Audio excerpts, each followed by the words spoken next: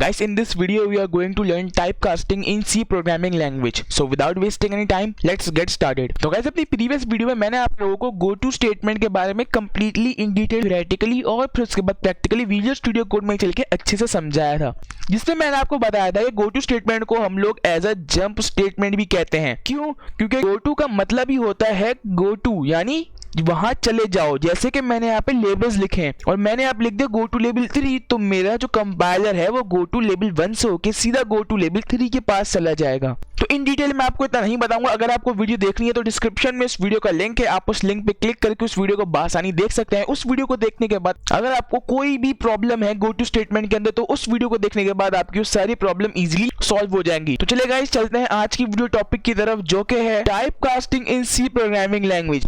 Guys, typecasting भी एक बहुत इंपॉर्टेंट टॉपिक है सी लैंग्वेज के अंदर, जो कि आप लोगों को पता होना चाहिए, क्योंकि टाइपकास्टिंग का इस्तेमाल बहुत जगह पे होता है। पहले मैंने यहाँ पे टाइपकास्टिंग की एक डेफिनेशन लिखी है, तो चलिए जल्दी से पहले डेफिनेशन को पढ़ लेते हैं। Converting one data type into another is known as typecasting और type conversion.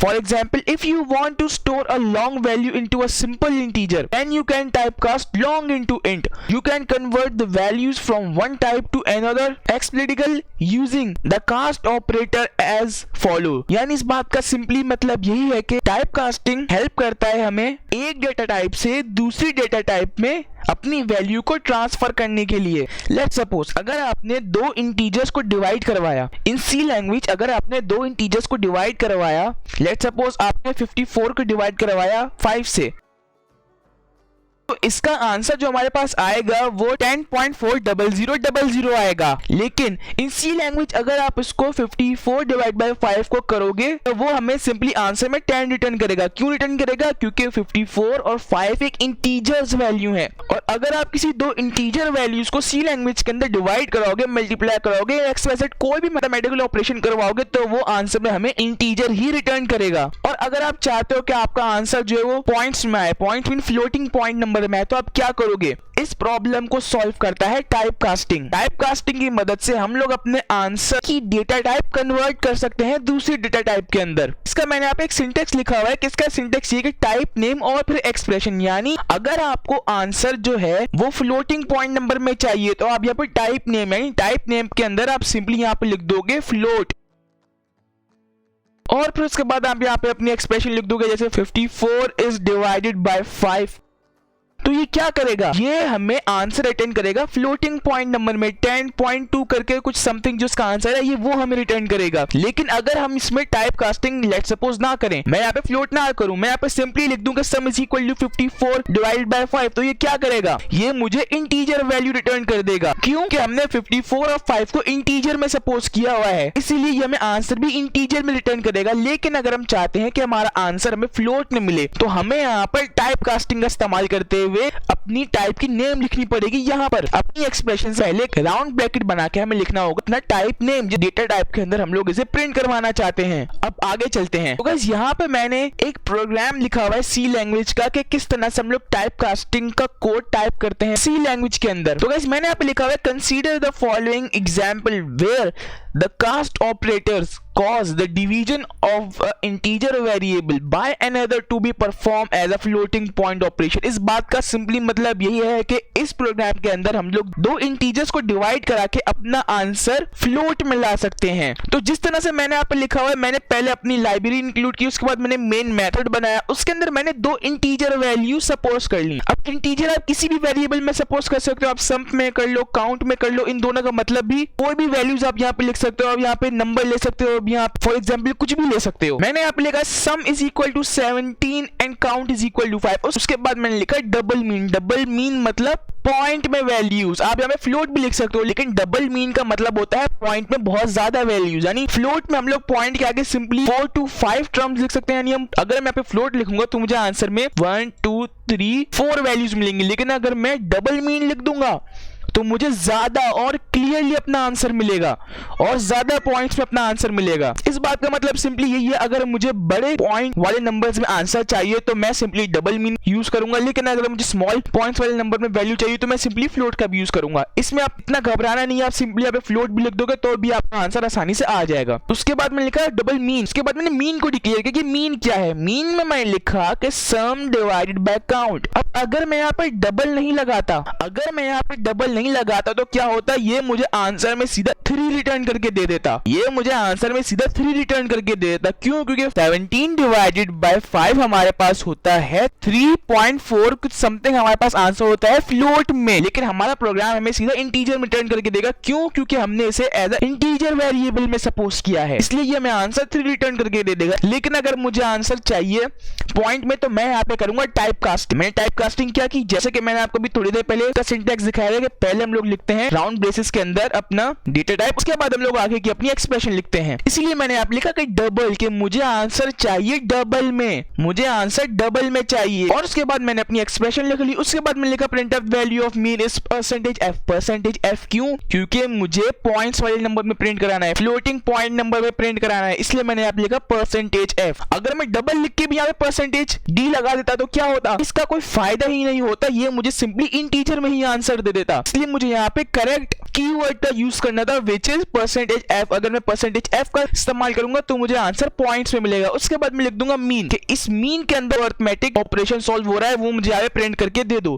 Percentage F means mean. उसके बाद मैंने यहाँ पे लिखा है when the above code is compile and execute it produce the following result, यानी जब ये पूरा मेरा कोड कंपाइल एंड रन होगा तो मुझे आंसर में ये वैल्यू मिलेगी, which is 3.40000, which is completely and clear solution of 17 divided by 5। तो गाइस उम्मीद करता हूँ आपको समझ में आ गया होगा टाइप कास्टिंग थ्योरेटिकली। अब चलते हैं सीधा विजुअल स्टूडियो कोड में, और अगर आपको अभी भी क्लियर नहीं हुआ तो अभी हम चल के प्रोग्रामिंग करते हैं सीधा विजुअल स्टूडियो कोड में, वहां चल के अच्छे से आपको समझ में आ जाएगा। तो चलें चलते हैं सीधा विजुअल स्टूडियो कोड में। ऑलरेडी गाइस मैं यहाँ पे आ चुका हूँ अपने विजुअल स्टूडियो कोड में, और ये मेरा वीडियो नंबर 20 होने वाला है मेरे इस प्लेलिस्ट का। अगर आपने ये प्लेलिस्ट एक्सेस नहीं करी तो इस प्लेलिस्ट को एक्सेस कर लेना। इस प्लेलिस्ट का लिंक नीचे डिस्क्रिप्शन में मौजूद है, यहाँ क्लिक करके बुकमार्क यहाँ क्लिक करके सेव कर लीजिएगा और ये प्लेलिस्ट आपकी हो जाएगी। इस प्लेलिस्ट के अंदर मैं सी लैंग्वेज को स्टार्टिंग से लेके एंड तक पढ़ा रहा हूँ sequence wise. I again repeat, sequence wise starting से लेके एंड तक पढ़ा रहा हूँ। अगर आप सी लैंग्वेज को अच्छे से आसानी से इजी जबान में सीखना चाहते हैं तो आप मेरी इस प्लेलिस्ट को एक्सेस कर लें, और मैं इस प्लेलिस्ट के अंदर डेली बेसिस पर वीडियोस अपलोड कर रहा हूँ। अगर आप सी लैंग्वेज को सीखना चाहते हैं अच्छे से तो आई अगेन रिपीट, यहाँ क्लिक करके बुकमार्क यहाँ क्लिक करके सेव कर लें और मेरी वीडियोस को डेली बेसिस पर देखते रहें। बैक टू द टॉपिक, ये वीडियो नंबर 20 होने वाला है, तो मैं इसी नेम से फाइल बनाऊंगा अपनी वीडियो नंबर 20 के नाम से। मैं यहाँ पे लिखूंगा HPA_20_ टाइपकास्टिंग .c लेके एंटर प्रेस करूंगा और मेरी यहाँ पे न्यू फाइल बन जाएगी typecasting.c की। बाकी सबको जरा क्लोज कर लेता हूँ और उसे बैक कर लेता हूँ और उसे थोड़ा सा बड़ा कर लेता हूँ, और अब मैं यहाँ पे अपना सी लैंग्वेज का जल्दी से पैटर्न लिखता हूँ।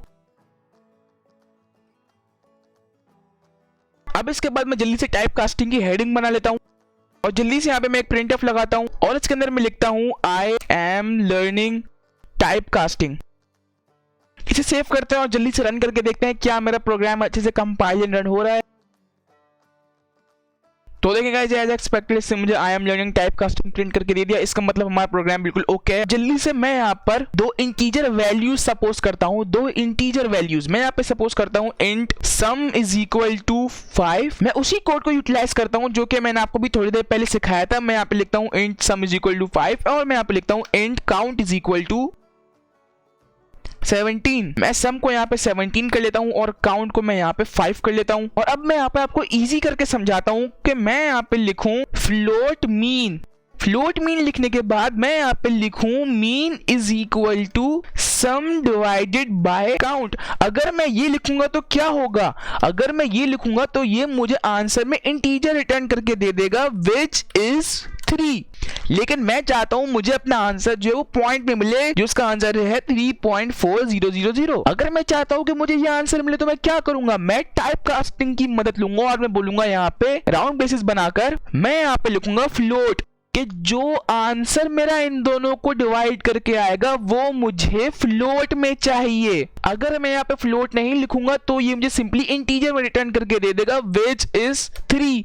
लेकिन अगर मैं यहाँ पे फ्लोट लगा दूंगा तो ये मुझे रिटर्न करके दे देगा मेरी पुरानी वैल्यू यानी 3.44 करेक्ट वैल्यू। अब जल्दी से यहाँ पे एंटर प्रेस करता हूँ और मैं यहाँ पे लिखता हूँ printf और मैं यहाँ पे लिखता हूँ the value of mean is %f क्यों? क्योंकि मैं फ्लोटिंग पॉइंट नंबर में प्रिंट कराना चाहता हूँ, इसलिए मैं लिखूंगा %f और अब मैं यहाँ पे कॉमा डाल के लिखूंगा मीन के मीन का जो रिजल्ट आए वो मुझे यहाँ पे प्रिंट करके दे दो फ्लोट में। अब जल्दी से अपने प्रोग्राम को सेव करता हूँ और रन करके देखते हैं क्या मुझे आंसर में ये प्रिंट होके मिल रहा है कि नहीं।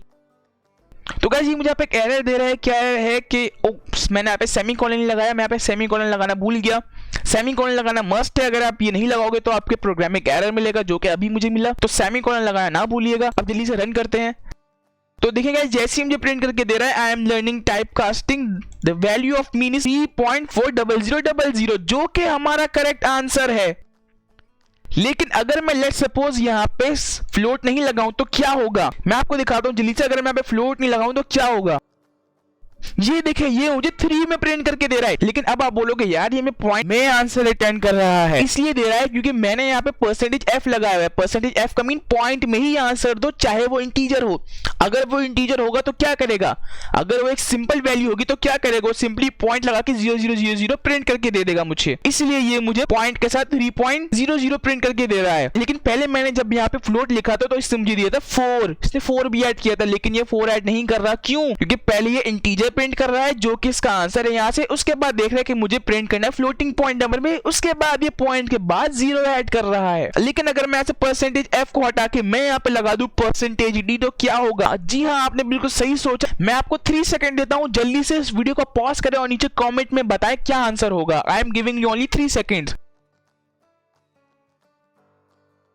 सो आई होप गाइस आपने कमेंट लाजमी किया होगा, तो इसका आंसर होगा 0। अब आप सोच रहे होगे कि 0 आंसर कैसे होगा, वो इसलिए 0 रिटर्न करेगा क्योंकि मैंने यहाँ पे अपने मीन जो मेरा आंसर यहाँ पे प्रिंट होगा उससे मैंने फ्लोट में डिक्लेयर किया हुआ है पहले ही, तो ये मेरा पहला आंसर फ्लोट में रिटर्न करेगा। लेकिन जब ये यहाँ पे आएगा वो इस लाइन को देखेगा तो इस लाइन में तो लिखा हुआ है %d इंटीजर वैल्यू, तो देखेगा जो आंसर मेरा आया वो तो इंटीजर वैल्यू नहीं है, इसलिए वो क्या करेगा, वो सिंपली यहाँ पे मुझे 0 प्रिंट करके दे देगा, सिंपली यहाँ पे मुझे 0 प्रिंट करके दे देगा। चलिए जल्दी से सेव करते हैं और मैं आपको रन करके दिखाता हूँ कि ये मुझे 0 रिटर्न करेगा।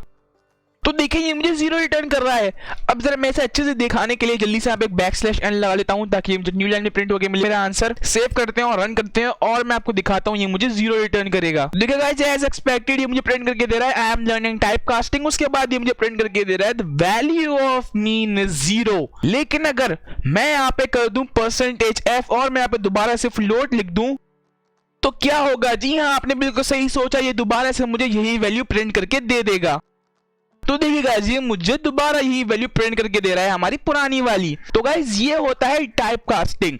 टाइप कास्टिंग को हम लोग इस्तेमाल करते हैं एक डेटा टाइप से दूसरे डेटा टाइप में अपना आंसर प्रिंट करवाने के लिए। तो यही होता है हमारे पास टाइप कास्टिंग। इतना कोई मुश्किल नहीं होता, ये बहुत आसान होता है और मैं उम्मीद करता हूँ कि आपको भी टाइप कास्टिंग समझ में आ गया होगा। और अगर आपको टाइप कास्टिंग समझ में नहीं आया तो मैं आपको रिक्वेस्ट करूंगा कि आप ये वीडियो दोबारा देख लें। कोई बात नहीं, इस वीडियो को दोबारा देखने में कोई हर्ज नहीं है, बस आपको आसानी से समझ में आ जाएगा टाइप कास्टिंग। तो उम्मीद करता हूं दोस्तों आपको आज की वीडियो पसंद आई होगा। वीडियो पसंद आई हो तो इस वीडियो को लाइक करना ना भूलिएगा, चैनल पे न्यू है तो चैनल को सब्सक्राइब करना ना भूलिएगा। गाइस मैं नोटिस कर रहा हूं आप मेरे चैनल को सब्सक्राइब नहीं करते। 50% ऐसे लोग हैं जो मेरी वीडियोस को देखते हैं और सब्सक्राइब करते हैं, और 50% लोग ऐसे हैं जो मेरी वीडियोस रेगुलर देखते हैं लेकिन मेरे चैनल को सब्सक्राइब नहीं करते। मैं आप दोस्तों से कहूंगा कि प्लीज चैनल को सब्सक्राइब कर दें, वीडियो को लाइक करें और इस प्लेलिस्ट को मेरी शेयर करें और इस प्लेलिस्ट को अपने पास भी जरूर एक्सेस कर लें ताकि मैं जो वीडियोस अपलोड करूं वो आपके पास सबसे पहले पहुंच जाए और इस प्लेलिस्ट को एक्सेस करना लाजमी है। तो चले गाइस आज के लिए बस इतना ही, मिलता हूं अगली वीडियो में, तब तक के लिए thanks for watching and don't forget to subscribe.